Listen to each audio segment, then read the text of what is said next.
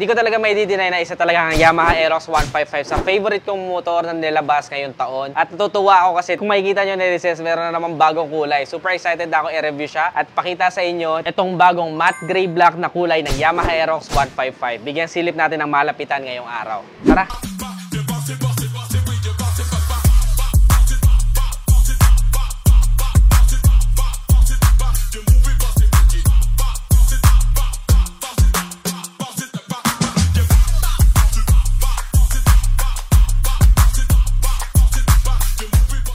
Tignan nyo, nerises, bubuksan natin ang magic. Napakaganda, di ba? Tignan nyo yung kanyang daytime running light dito. Pero hindi yan yung nabago kasi yung kulay yung nabago. Super ganda ng combination niya. Yung windshield niya is parang siyang tinted black. Ang ganda ng color combination niya kasi mga inner fairings niya is color matte black. And then, ito yung bagong kulay. Kung makikita nyo siya sa personal, matte gray siya, netizens. Somehow malapit dun sa kulay nung icon gray ng NMAX 155. Pero this one medyo may pagka-darker. Hindi siya super light. Ang ganda rin ang combination ng decals niya. Very minimalist lang siya. Meron tayo dito Yamaha emblem sa gitna. And then, decals dito na may gray, black, and then stripes ng orange, Mio Aerox, Yamaha. Ang ganda ng combination niya. May Yamaha din dito sa fairings. Kung makikita nyo, syempre, gawang Yamaha. Napakaganda ng quality ng plastic. Malleable siya or flexible, kaya hindi siya basta-basta mababasag. Just in case lang naman na maaksidente tayo. The front looks is really good looking. Hindi natin may tatanggi. Depende na lang siguro sa titingin. Magkakaiba tayo ng taste. Pero for me, super appealing niya. Dagdagan mo pa na LED, mga ilaw, split LED. Hindi nakakasilaw sa mahabang biyahe. Daytime running light, sobrang nag-add lang ng character talaga. Ang ganda ng kulay niya dito sa kanyang fender kasi kung makikita nyo, gray doon and then black naman yung parang patilya. Ang angas, diba? Astig. Parang naisip ko yung mga usong hairstyle noon, yung moho. Ito yun.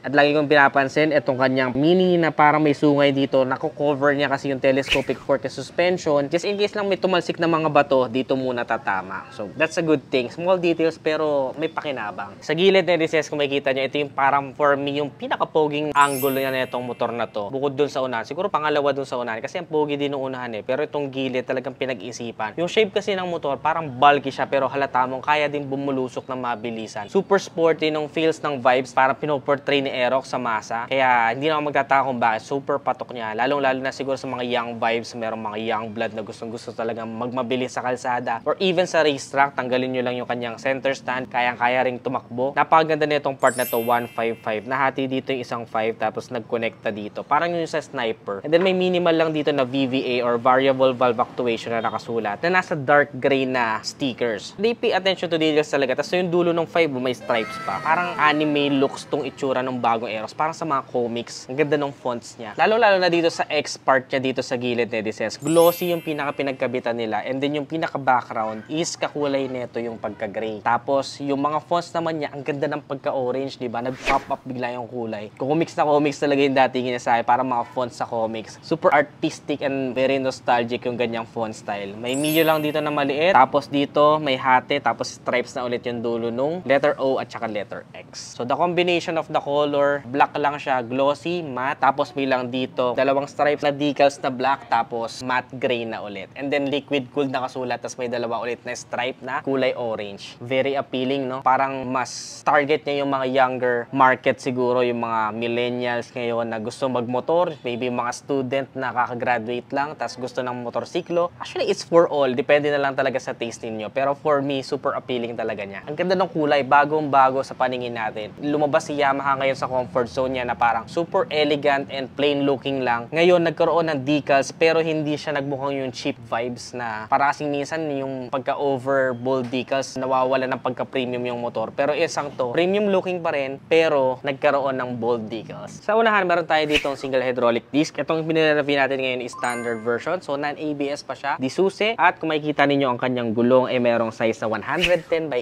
80 by 40. Napakalapad. Kaya halatang kaya ring maglaro sa mga cornering and banking. Kaya nitong mag-lean. Pag nakita nyo sa personal netizens, makikita nyo talaga yung potential ng Aerox. Sobrang astig. Makakalain nyo, ito ay ABS kasi may ganito. Speed sensor lang niya to. Single pot caliper. Of course, tubeless na rin yung kanyang mga tires. Yung kanyang pinaka-mags or wheels, wala namang masyado nagbago. Iba siguro masyado na nape-plainan sa kulay black. Pero kung tutuusin sa ganitong color combination ng mga neutral colors, ma-appreciate nyo talaga yung color black. Kasi yung aking NMAX nga na si JJ dati is kulay gold yung kanyang stock mags, pero pinapalitan ko pa rin ng stock na kulay black kasi mas appealing siya or mas brusco tignan, mas elegante tignan. And hindi naman sila naging super plain black lang kasi may mga details din naman siya dito na nakalagay. Aerox, may stripe at pop-up ng kulay na orange, and then yung font ng Aerox is kulay white. So hindi lang siya super plain. Kapag umiikot yan, may mabubuo yan na pattern, kulay orange. Ang astig ng isang yon. Isa sa favorite part ko ng Aerox is yung kanyang upuan. Para siyang kasi merong heart shape dito. And unlike yung version 1, itong version 2, parang generous na or napakalapad na ng kanyang upuan. Kaya comfortable na to. Dati nga, lagi natin to tinetest drive. Napakadami natin test drive experience dito. Super comfortable na netong version 2. Para na siya talagang touring. Hindi na siya super sporty. Madali kasing isingit ng Aerox sa traffic kasi sa ganda ng kanyang maneuverability. Pero nakakatuwa kasi yung upuan, naging comfortable na. Pati yung pillion ride, kung makikita niyo, akala siguro na iba, parang anipis masyado neto. Based sa feedback na aking OBR Lourdes, nagustuhan naman niya. Super premium din kasi makikita niyo may stitches naman siya, and then may naka-emboss din na Aerox dito na text. And kung titingnan niyo mabuti, two-tone din naman siya kasi iba yung texture netong gitna dito sa nasa gilid. Medyo mas madulas ng konti lang naman yung nasa gilid, pero sa material ng clothing, makapit na rin naman siya. Hindi naman ako naka-experience dito na parang dumudulas. Ang nagustuhan lang dito ng OBR ko, mas mataas siya compare sa driver, kaya may tendency na makita niya pa rin yung mga scenery kapag naggagala kayo sa long ride. Sa likod naman ng NSS nakakatuwa kasi super minimalist na lang ng kanyang taillight. Maliit lang siya dito pero LED na siya kaya maliwanag naman siya sa gabi. Though, ang hindi LED dito is yung kanyang mga turn signals. Bulb type pa ang isang to. Tapos may plate light din siya. Hindi pa rin LED yung plate light niya. And then may reflector dito, added visibility sa gabi. Super ganda ng extension ng kanyang fender sa likuran kasi maiiwasan natin na matalsikan yung ating OBR at maging yung ating mga nasa likurang mga motorsiklo or iba pang sasakyan. Doble ingat na lang sa isang to dahil lagi kong minimension, still has a chance na mabali to. Just in case lang matumba nyo yung motor or sumabit yung paanong angkas. Pero ang ganda naman ng pagkakamount to. Tingnan nyo.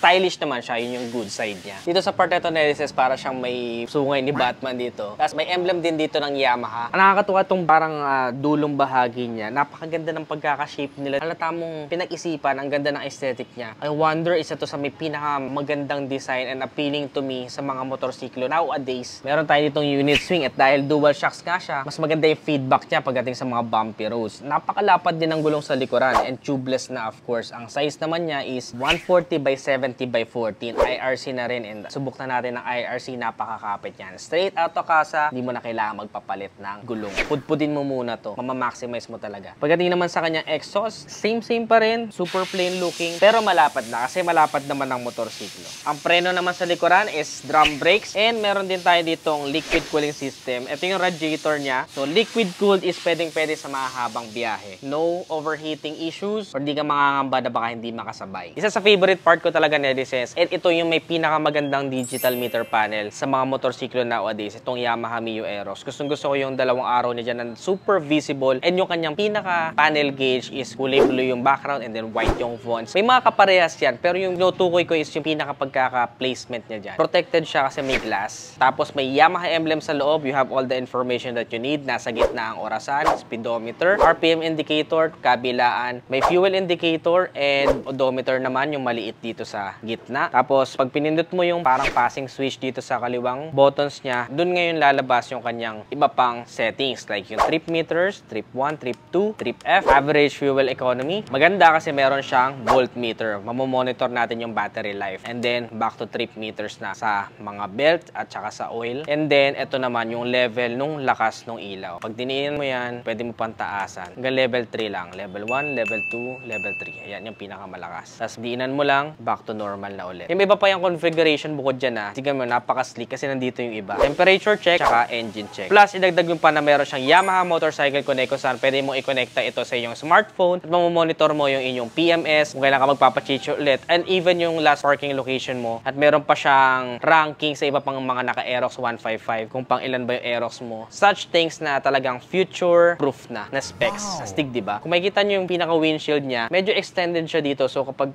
papunta dun yung araw, nagkakaroon ng konting shade para mas makita natin yung ating meter panel. Sa kaliwang bahagi, meron tayo ditong high beam and low beam. Wala pa siyang passing switch. Sana meron na siyang passing switch, no? And then turn signals, of course. Very sturdy yung feeling ng kanyang mga buttons. Halata mong hindi cheap quality plastic. Ganito naman yung tunog ng kanyang busina.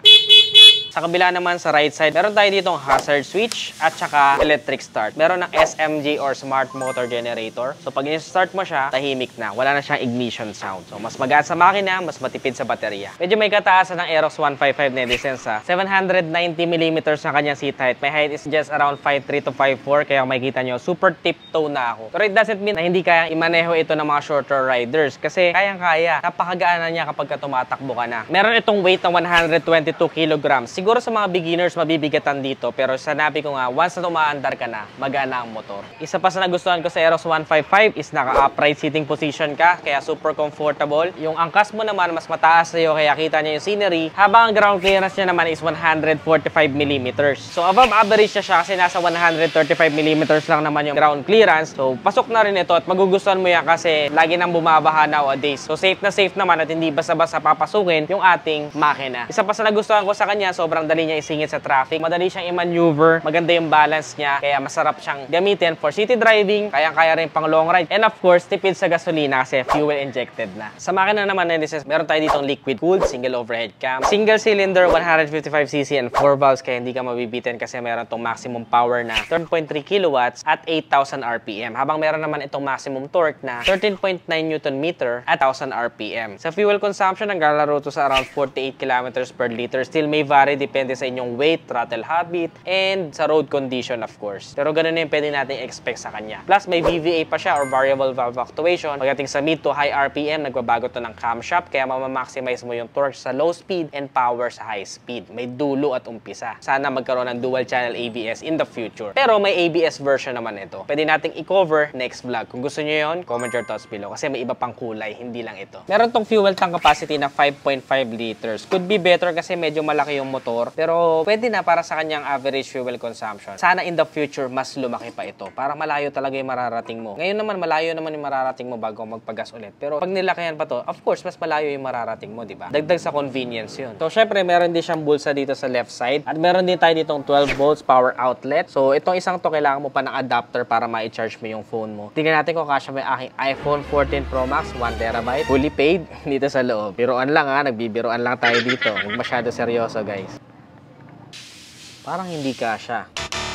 Sayang, hindi kasya. Fully paid pa naman. Charot! Siyempre, napakalaki na kanyang seat storage. Meron lang naman tayo ditong 24.5 liters na seat storage. So, siyempre, titignan natin kung kasya itong aking ID helmet Spartan. Available sa Shopee. Nedi Shop, 2,850 lang. Search nyo lang sa Shopee, Nedi Shop, or visit nyo kami sa aming physical store. Nedi Shop, Sinalhan, Santa Rosa, Laguna. Tignan natin ha. Feeling ko kasya.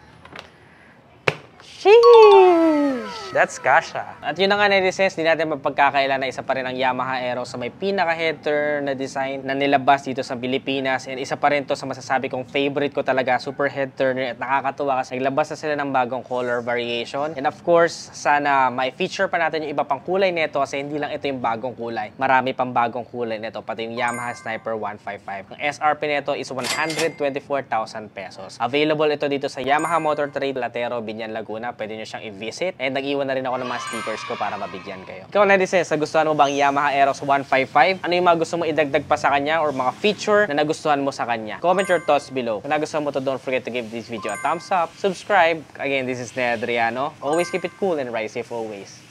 Bye-bye now.